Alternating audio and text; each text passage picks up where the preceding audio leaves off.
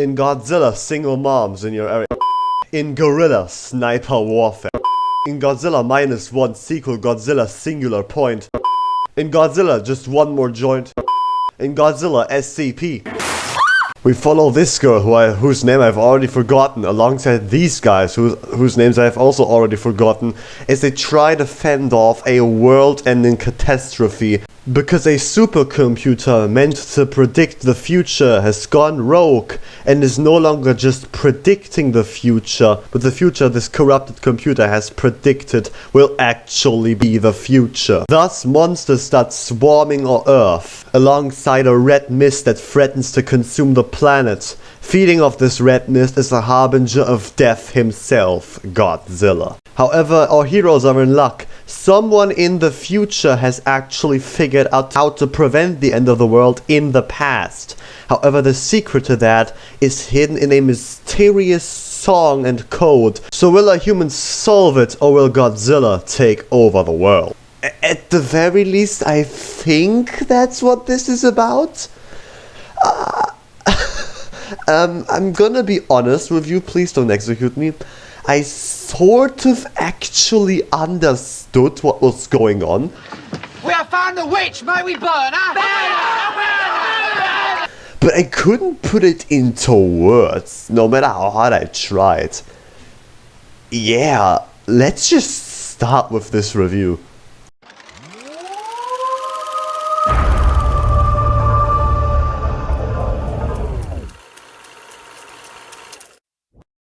Godzilla Singular Point is, in my opinion, quite the decent anime and Godzilla show. However, this show is, as I said, very confusing, not just from a story standpoint, because this show also manages to be amazing, kinda bad, and also downright horrible at the same time.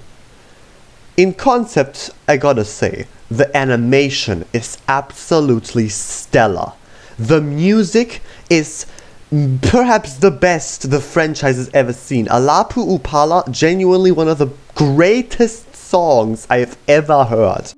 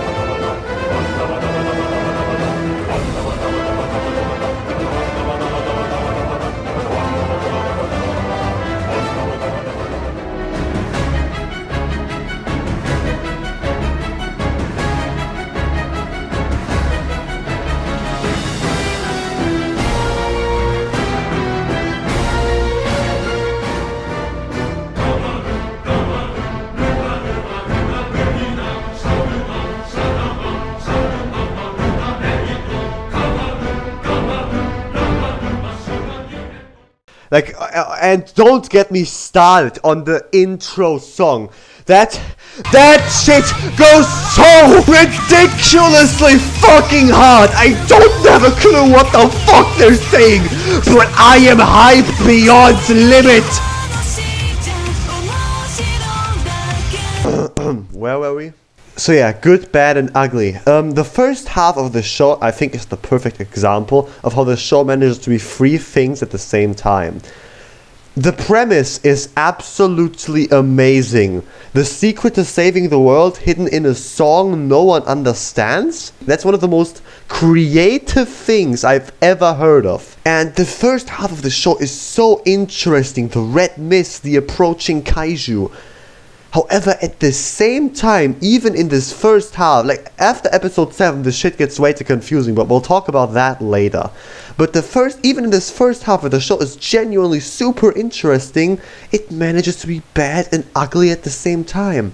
Bad because, listen, the characters in this show are not good. There are so many of them, none of them have any actual character or depth. Like, I don't remember the names, I don't know anything about them, and there's so many of them I can't even tell them apart half of the time. And on the other hand, I want you to look at this. What do you think this is? A trailer shot? Maybe a sped up shot of the movie? No, this is part of the series. This is 20% of the show. Sped up text messages that convey the entirety of the important plot to you. You could be the smartest human ever and still not get what the hell's going on, cause all the important shit is hidden in this. And this is so terrible writing, my little brother does it better. I ain't reading all that. But you probably came here for the title, and since we're already headed in that direction, let's talk about everything.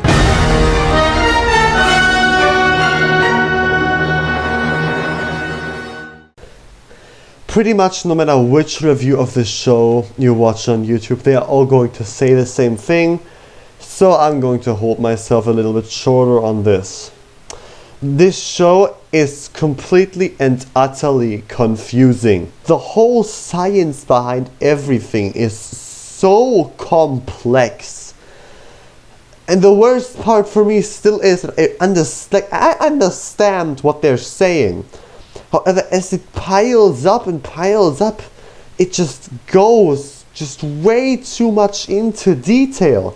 Like, I can explain you the basics of everything perfectly fine, but like, if you tell me how the orphanogoxylodiagonalizer, whatever the hell this thing is, works, I couldn't explain it to you in detail. All I can say is it makes the red mist go crystal. Since the writing of the show skips through the actual important stuff to get to better stuff, which is in concept cool and good, but if I don't even understand what's going on, then it doesn't matter how cool the last scene is. For example, final battle between Godzilla and Jet Jaguar. This battle in concept is really cool, and it should be emotional because they are stopping the future from happening in this very second, because as it turns out, Jet Jaguar had the ultimate orthonogolgol thing built into him the entire time. But I don't feel any emotion, I'm just frustrated the fight is over so quickly, because I don't understand anything. I don't understand why Jet Jaguar got big. I don't understand why Godzilla is trying to kill our main characters in particular now. I don't understand what's like anything. Why is that in him? Why are the crystals blue now and not red? I don't get it. I'm gonna show you a few things on screen, and all of these things that I'm showing right now, you need to understand this to understand this anime. I'm not joking. All of this is crucial to the story. But with ranting about something I don't understand now aside, let's go to talking about something that I understand very much.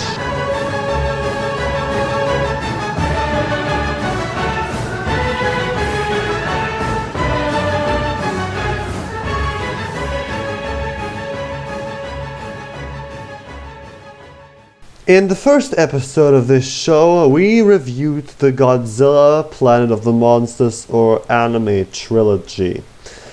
And as I said, those are still a forever staying stain on the Godzilla franchise, at least in my opinion. However, after Toho published those, they brought out this, Singular Point. And it almost feels like this show is trying to undo all the wrongdoings of the previous show. This anime truly feels like a love letter to the franchise. We've got classics returning that haven't been in the daylight for a long time. We've got Kumonga mixed with Hedorah. We have got Gabara reimagined completely and under a new name, but it's still clearly him fucking Gabara. We've got Amanda coming back, and while she doesn't actually do that much in the show, there's an episode where the city starts flooding, and that's a really cool setup to have these giant serpentine things swimming through the city, and that's super cool. Of course, the main star of the show is Rodan, taking up most of the screen time, and I'm quite cool with it. They brought back my boy Anguirus, absolutely wonderful. Really, the only kaiju I have a problem with is Godzilla. But let's start with the praise first. This is my favorite Godzilla design, period. Like, he has the same thing with evolutions like Shin Godzilla, but instead of just being random forms and masses of flesh, each of his forms is literally just another classic Toho kaiju. His first form is heavily based off of Titanosaurus, his second form is literally just Varan, and his third form shows lots of resemblance to Gorosaurus. So that's really cool. And as I said, his final form looks stellar. I love how evil it looks. And what Godzilla does in this show, I also love. I love how he's literally a cartoon villain with an evil scheme to take over the world. Yeah, it's a bit silly, but it's something new. We haven't seen this yet. And I also like how they actually represent him getting stronger throughout the show. In the first scene of Godzilla's appearance, his atomic breath only slowly melts through the buildings. In the last scene, it's cutting through them like paper, and he's grown in size massively. You dread this Godzilla because he's getting stronger episode he's in. He learns to control the red mist, and you actually fear that our heroes may not defeat him. So what's the problem? Well, besides that you don't really care for the heroes or this world that much, Godzilla is barely in this show. His first form appears around the halfway point, and his final form only gets shown around the last 4 episodes. And when he shows up, yes, he does do something. This isn't a Monarch problem, where Godzilla is on screen but does nothing. If he's there, his actions are going to contribute to the plot. It falls into the same trap as Planet of the Monsters did, cause unlike in Monarch, where Godzilla was just another monster of the show, this entire show's plot to a large point revolves around Godzilla. And so if he is barely on screen at all, then the plot and story of your show are revolving around nothing. So after this in-depth and very much constructive analysis, let me give you my extensive, researched, and in the smallest of details, verdict on the show. And if you should watch it, it's good.